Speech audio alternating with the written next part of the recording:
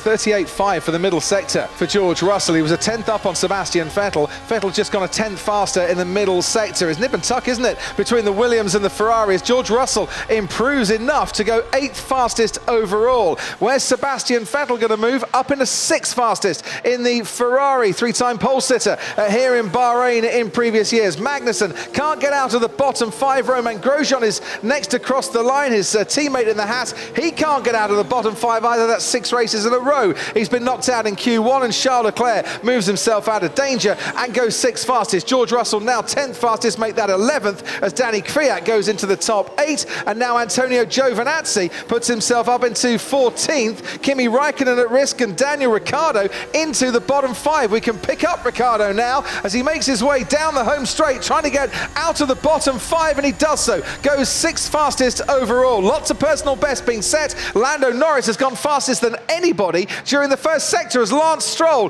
goes 2nd fastest overall, and now Lando Norris has got to keep that pace up because he is really at risk. Alex Albon goes 3rd fastest overall. Sergio Perez was 12th in the standings and stays 12th, and that's not a good lap for Sergio Perez in the Racing Point. Nicholas Latifi is setting personal best through the first and second sectors. Lando Norris not particularly quick through the middle sector. Has he pushed too hard at the start of the lap? Nicholas Latifi stays in the bottom 5 and slowest of all. So it's good enough for Lando Norris to get through, and it's good enough for George Russell to get through as well. It is 36-0 against his teammate, and it is Q2 for the 9th time in 2020.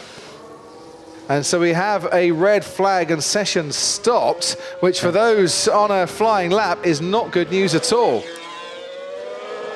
Yeah, I mean, he'd got it completely under control, and then you could see the right rears look solid. And if that's a gearbox change, might give him a grid penalty as well, for good measure. 38.2 for Danny Kvyat in the middle part is matched by Daniel Ricciardo in the Renault. Yeah, so Albon then getting compromised, having to go out on a set of soft tyres. He really doesn't want to have to start the race on those if he can help it.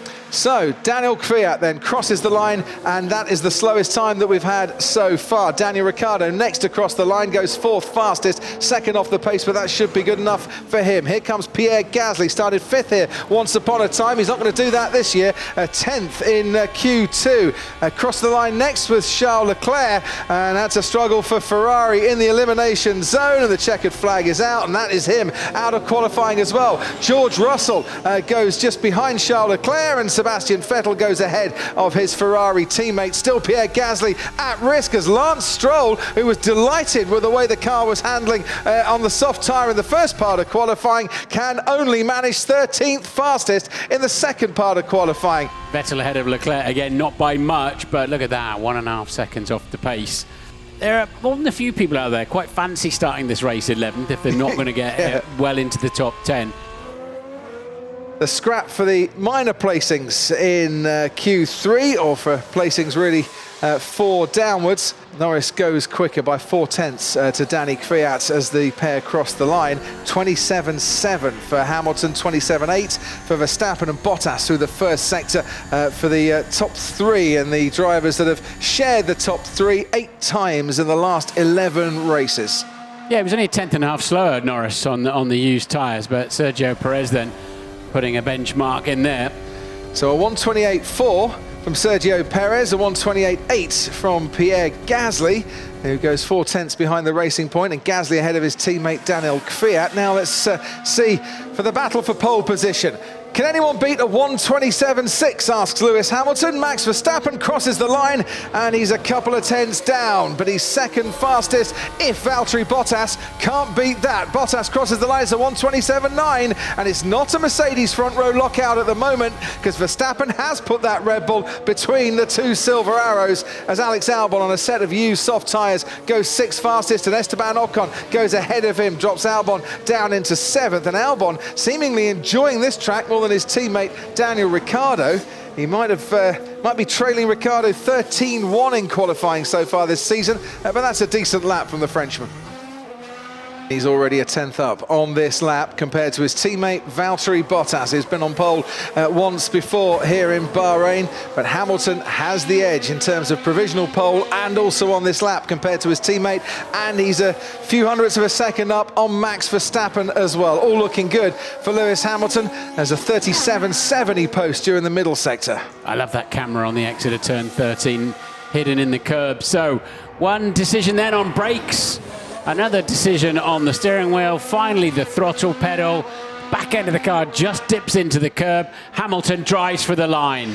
It's powering down the main straight. Whoa. Lewis Hamilton goes even faster on his final flying lap and sets quite a benchmark for the others to try and get past. 1:27.2 for Lewis Hamilton. New track record. Provisional pole is his, but can Valtteri Bottas and Max Verstappen deny him? It's Bottas to the line first. He misses out by nearly 0.3 of a second. It's a Mercedes 1-2 with Verstappen making his way around the final corner. Lando Norris finishes 6th fastest. Max Verstappen to the line, and he can't make it to the front row. It's Mercedes with an 11th front row lockout of 2020. Hamilton on pole, Bottas alongside him.